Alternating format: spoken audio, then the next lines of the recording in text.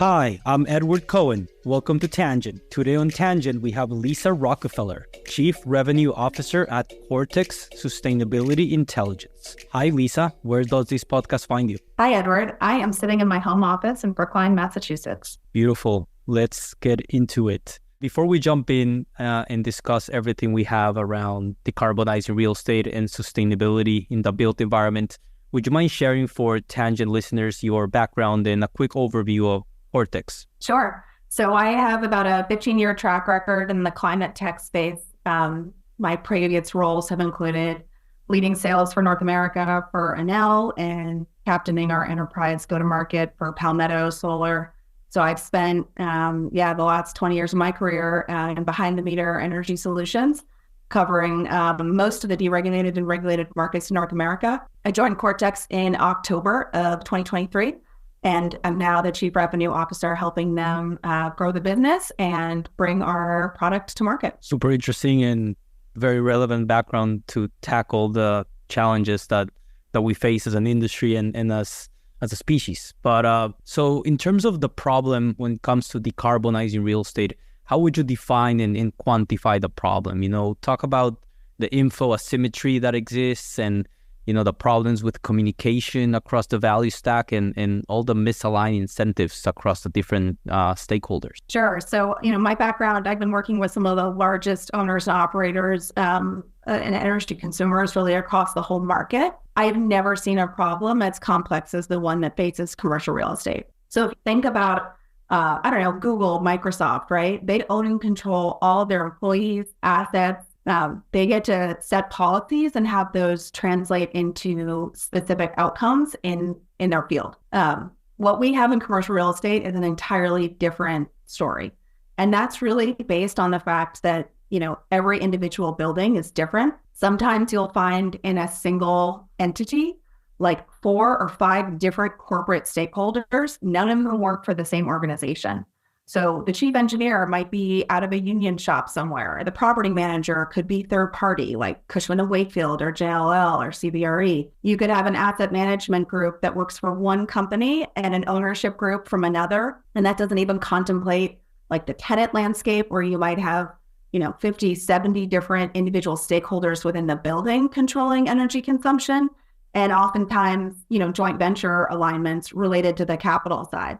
So it's an incredibly fragmented business, and that's just looking at a single building. When you magnify that across a portfolio, some of our largest clients have, north of 50 different properties covering all different energy markets in North America. The problem really starts to come into light. And so for that CEO that is sitting, at Wall Street, talking to capital investors, looking for institutional money to fund his business. Today, he's making really aggressive commitments around net zero.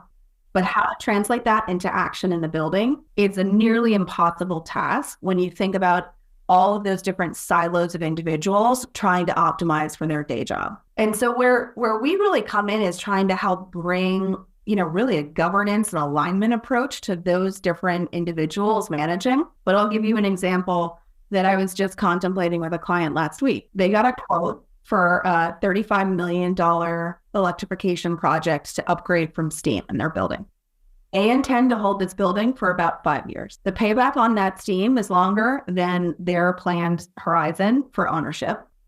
Tenants in the building consume about 75% of the overall demand. So even the value and the savings that they might accrue is going to land on someone else's P&L. And they are currently changing property managers, and they don't want to risk bringing a CapEx project in because it's going to make it look like they're increasing costs, not decreasing costs. And if you think about that moment, when people ask me, why are you working commercial real estate today? There is no larger contributor to overall carbon emissions than the built environment. These are firms that have money, interest, appetite, but what they don't have is alignment around the incentives and the overall kind of timeline and coordination to drive carbon usage out of building. And when we're talking about carbon usage, we're not talking about, embodied carbon necessarily. We're talking about energy waste. And this is a really important piece of the puzzle here, especially in today's environment where, there's been a lot of noise about occupancy and turnover, return to office, right? Like these are firms navigating huge macro trend changes. But every day, even during COVID, chief engineers walked into those buildings and ran at full steam and full power, despite the fact that there was no one sitting there. And when you think about that waste happening and you magnify that across building after building, it's no wonder that this is like one of the most addressable places in our overall carbon intensity today that is just in desperate need of a reimagining of how they use power. Absolutely. No, super interesting. Thank you for that.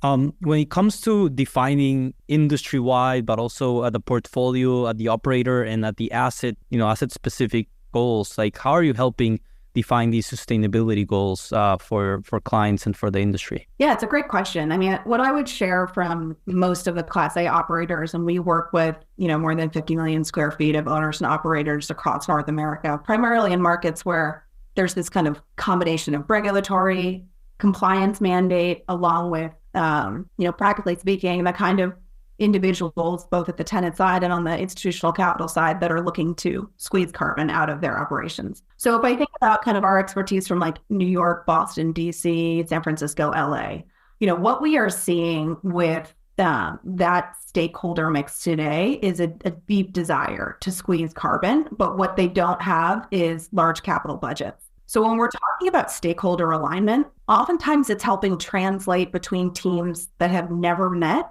And I'm not joking. Like 2 days ago, I was at a client meeting where I was introducing the chief of engineering to the chief of asset management. We are bridging the gap with individuals who have no shared lexicon. And by that, I mean the chief engineer operators are managing around kWh. They want to help run a building really efficiently, and they take huge degree of pride in that. But these are stakeholders who may never lay eyes on a utility bill. So think about that for a second. They're in charge of driving down consumption in a building, but they might not be privy to the cost design. So if you take a market like New York that has like a morning steam on peak hour between 6 and 11, what time of day that power is getting consumed has a huge impact on that client's bill. But if the person who's like practically driving the car in determining what, when they're starting, when they're stopping, doesn't understand what the tolls look like, you have this like fragmented landscape. So we're starting with the operating rooms, helping those individuals understand how do they reduce kWh. But then we also have to bring this translation to them, and typically to the property managers. Hey, this is how your costs are accruing. And this is how the choices that the chief engineer is making are translating to cost. And then another step further, which is, okay, and this is how time of use, procurement, energy intensity is translating for the ESG team into emissions.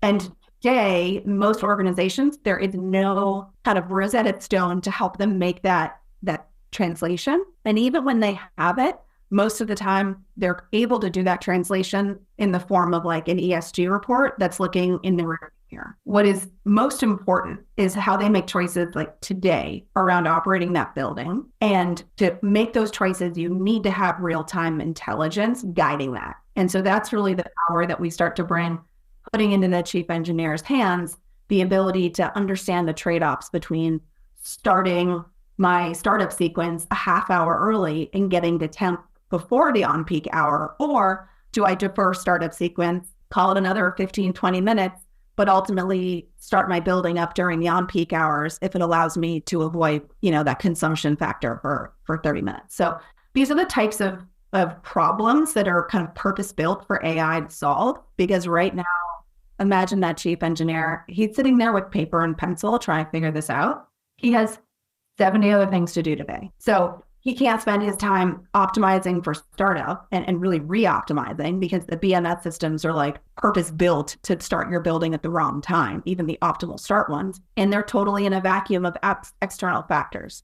So I'm sitting in Boston, as I mentioned, it's pouring rain today, but it's 65 degrees. The temperature that our clients in Boston are looking at, humidity, outside air cover, solar radiation, wind speed, these are all factors that are going to determine how energy intensive that building is today. It's incumbent on us that we have basically computer layers, AI, machine learning to help inform what time are you going to get to coast that building this afternoon to maintain leasing temperature set points.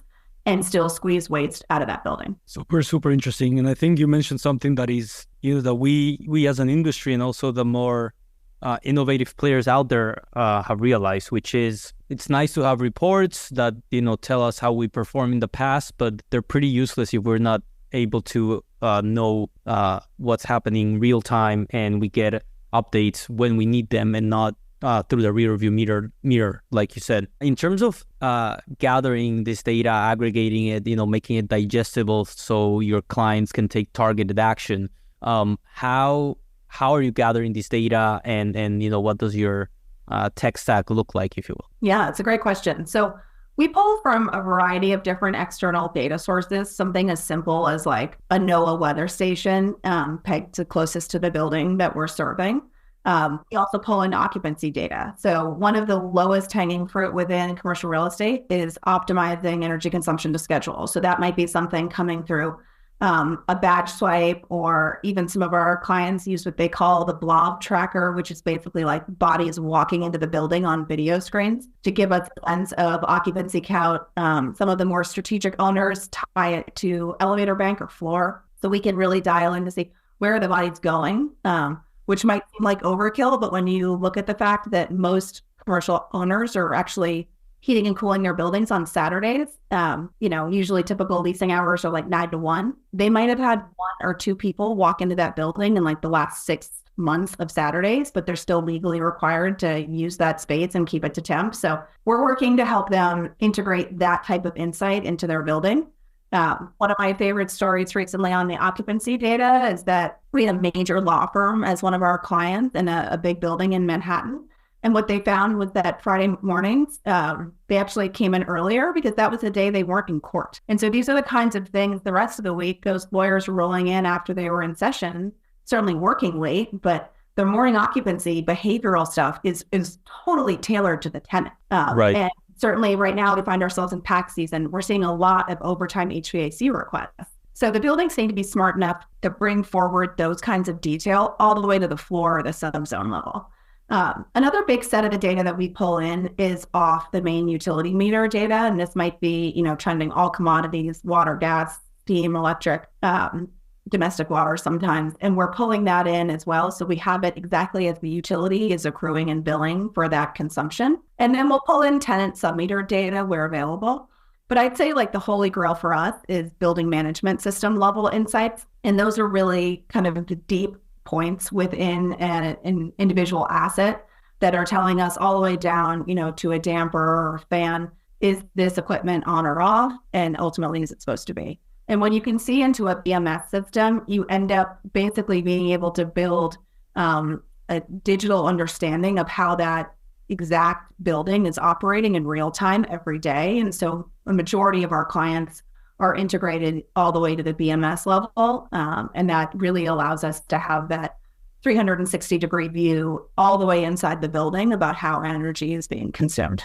What type of buildings, what type of companies, when were these buildings built? What asset classes are we talking about here that are a sweet spot to benefit from Cortex and your sustainability intelligence? Yeah, so we typically focus on everything from, the top of the Class B market all the way to kind of A++ buildings.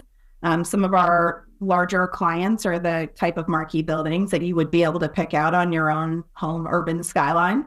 But I would say, vintage is a wide range. We have buildings that were built in the 20s all the way to buildings. I think most recent building was finished construction and commissioning at the end of 2023. So, we work across the spectrum. And one of the benefits for Cortex is that because we sit on top of all different types of BMS systems, we can be hardware agnostic, and it allows us to serve buildings, some of which still have pneumatic controls in them, all the way through full DDC type buildings with the latest and greatest. And so, whether it's a Siemens, Trane, Schneider, Honeywell, it doesn't really matter what's in the building.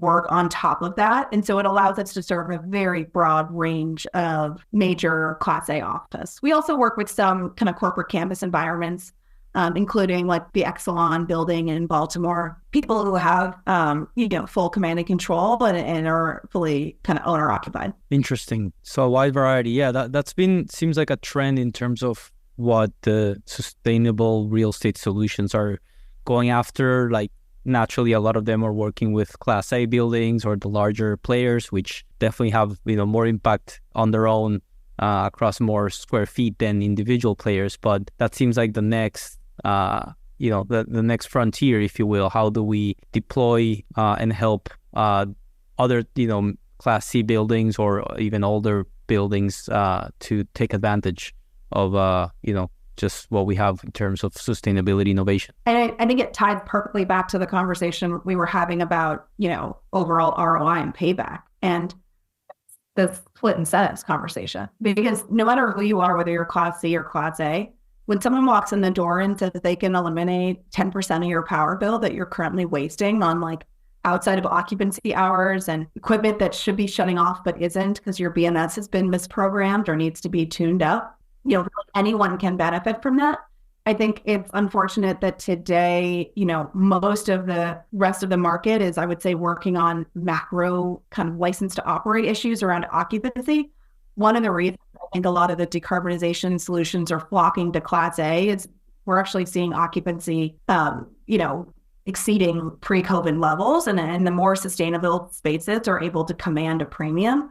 And so in this flight to quality that we're seeing across the market, the investments really coming in those that have some of the top rents already in those markets and are able to quickly justify these solutions. I mean, our typical ROI is under 6 months in a building, and that covers the gamut. Some of our smaller assets are like 200 or 300,000 square feet, all the way up to, some buildings that are, more than 1.5 million square feet. Anyway, just to double click in terms of, measuring success, estimating ROI. So when you mean 6 months ROI, you mean payback in 6 months or, what? That's right. So their savings would have exceeded any cost of deployment or carrying cost of the solution right away. I'd say for most of our clients, that's a great justification to be able to walk into the head of asset management and say, hey, we should pay for this. This is going to pay for itself in 6 months. But I'd say, we have been really lucky. We have a wonderful world-class client base. And that's not just through the software. It's because we augment that software with boots on the ground technical coaching. And so if you put yourself in the shoes of that, chief engineer that's being handed a tech stack that he didn't ask for and doesn't think he needs, it takes a little bit to warm them up and build trust about, hey, let's run this building differently.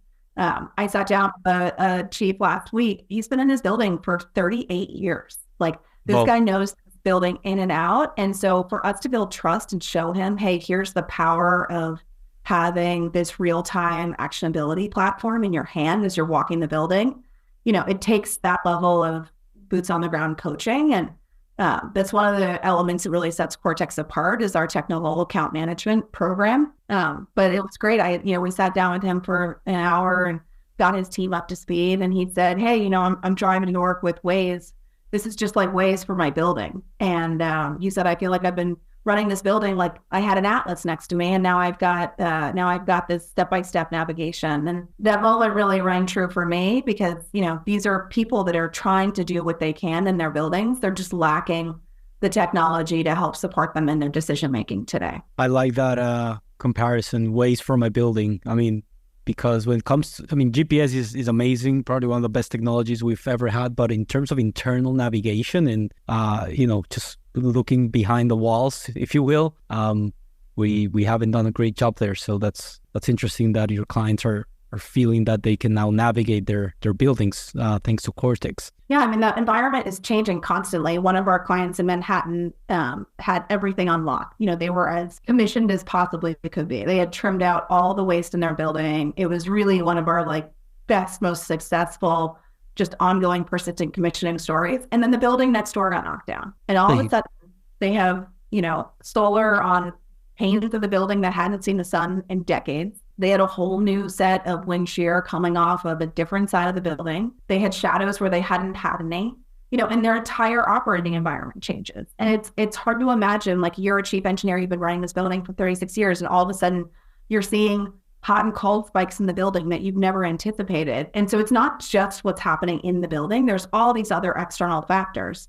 Or the commodity rates change, and all of a sudden you're facing a new tariff design.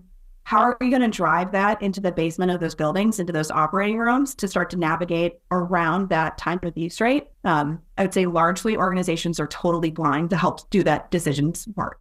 Interesting. The future of real estate is here. And by here, I mean at Blueprint in Las Vegas this September.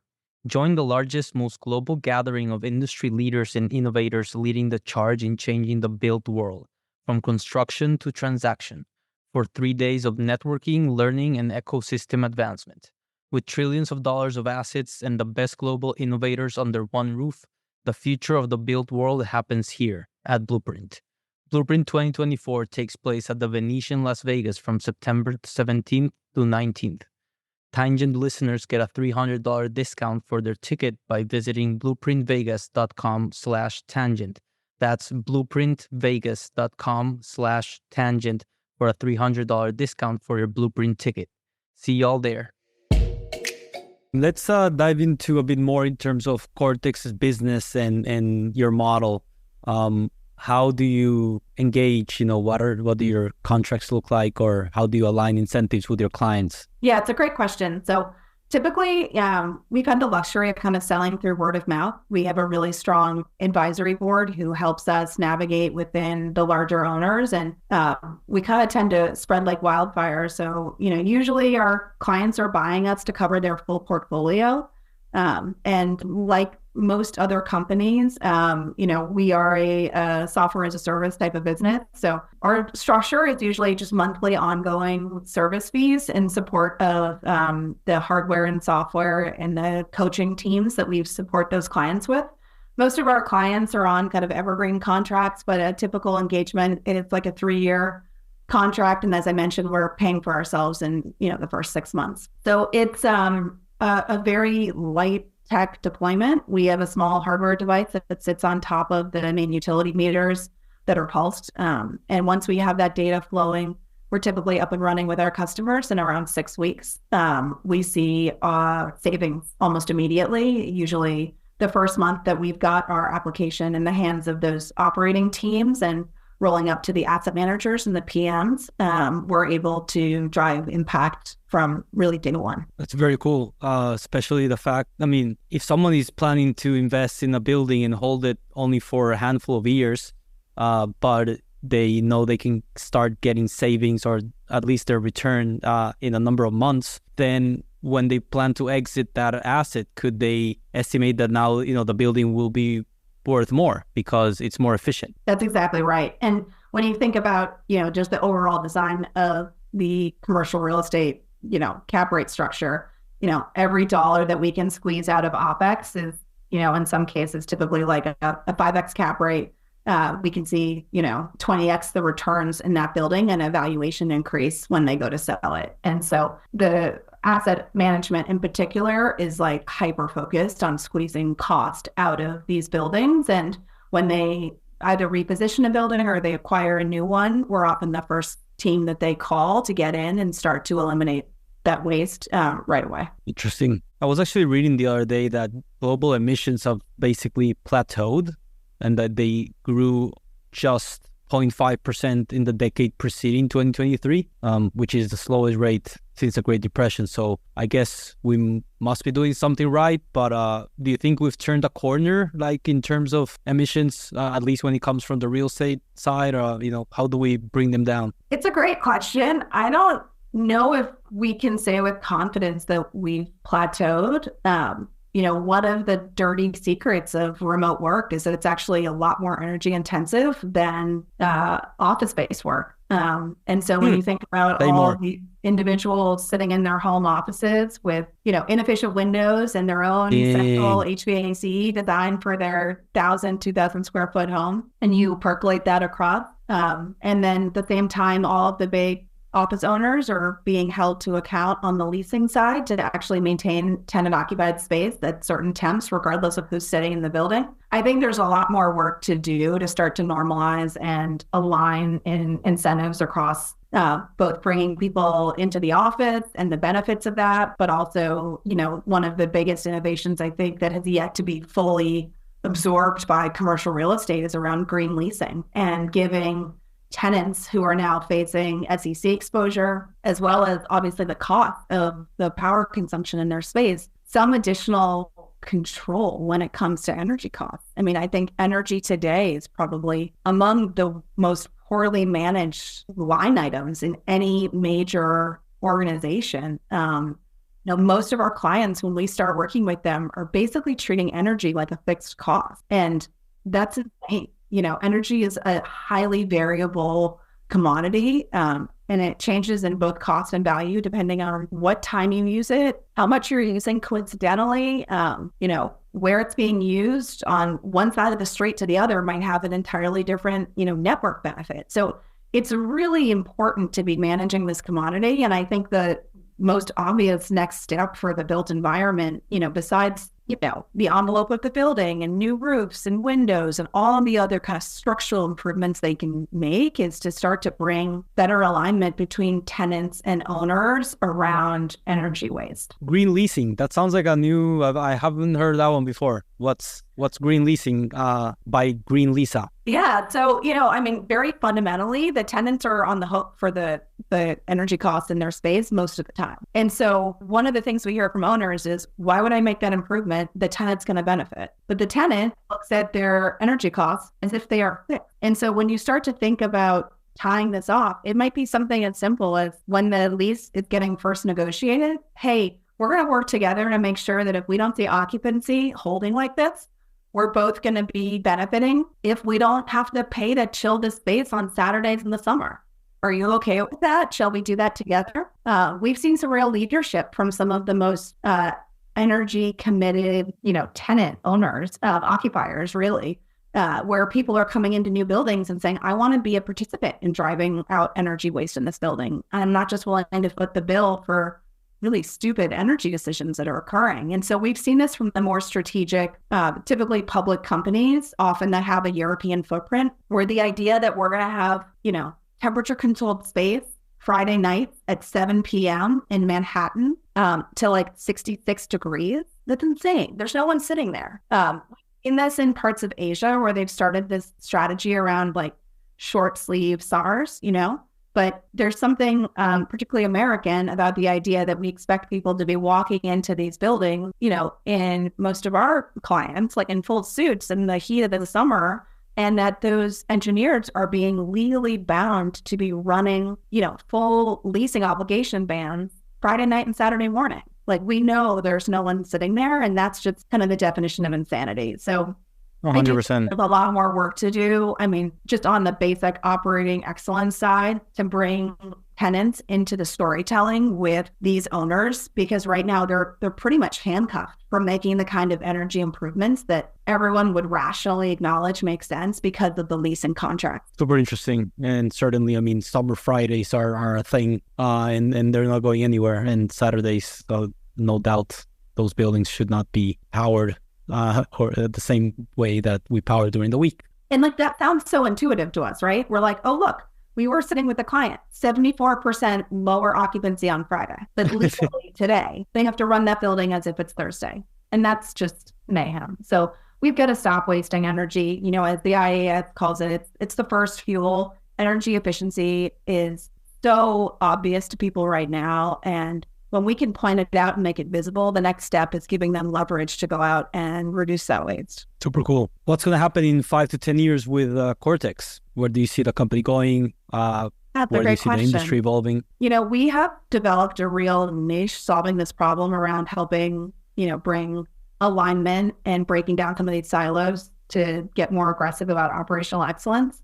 I would love to tell you that in 5 to 10 years, we've made ourselves redundant because we've been so successful. But, unfortunately, buildings drift, and the volume of change that's coming at the market, both on the tariff side, the overall decarbonization of the power grid, it's going to make it more and more important that all of these owners understand how the intermittency of renewables and the carbon intensity of kind of just-in-time consumption is going to drive their buildings and their exposure. So People are pretty hooked on us. I would say 5 to 10 years from now, I hope we have a self-sustaining software company that continues to solve big problems for clients. But unlike a lot of other, I would say, dashboard companies that are out there trying to report and do, really supporting the important and hard work of the ESG teams doing sustainability reporting, that's not really our vision. I think our vision is that we're going to continue to navigate what's happening on the reporting side. But our goal isn't just to understand the consumption footprint of those assets. It's really to change it. And so we see this kind of drive towards incremental progress going forward.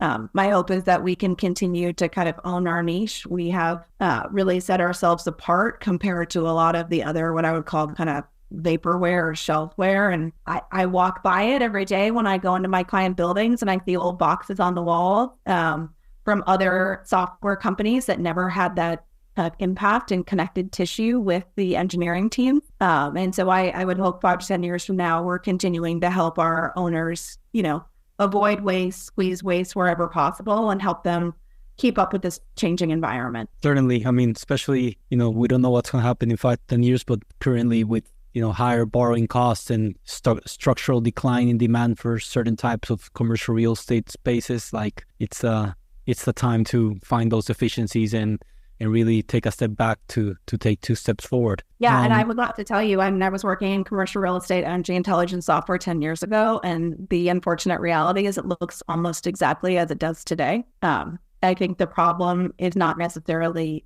technology that needs to be built.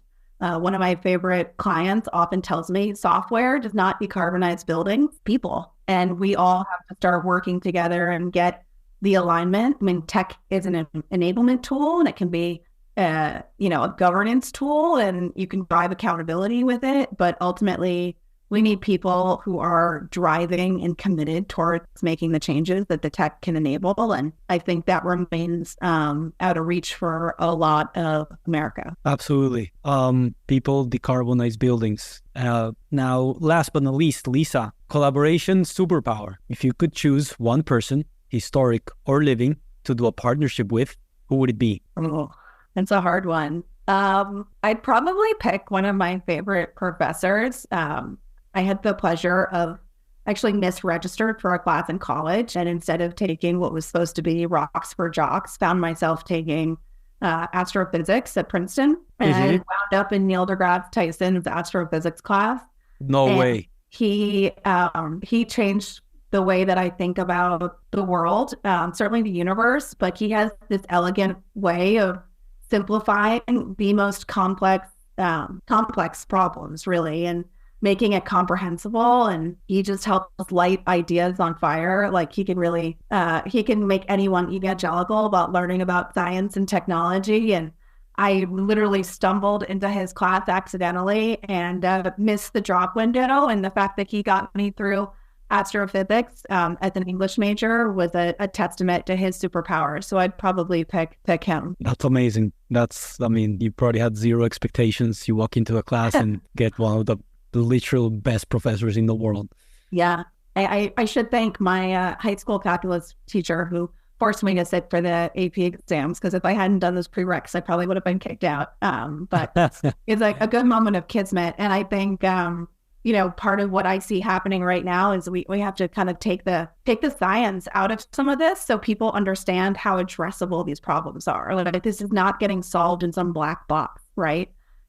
It really is as simple as someone, choosing to work with someone else that they've not sat down with or connected with. And when you start to see global climate change as a problem of will and alignment rather than tech, I think it starts to feel much more addressable, for all of us. Absolutely. Lisa, where can Tangent listeners learn more about Cortex and connect with you? Sure. Find me on LinkedIn. Certainly our website's always a great resource. We do a bunch of case studies and insights if you're looking for how the best owners are navigating these choppy waters today. Find us on either LinkedIn, you can read our Cortex blog, or you can find us at cortexintel.com. And I have the unfortunate pleasure of hitting most of the decarbonization conferences across North America. So stay tuned on our LinkedIn website. You can find me out in the world talking to our clients. Lisa Rockefeller, Chief Revenue Officer at Cortex Sustainability Intelligence. Thank you so much for coming to Tangent today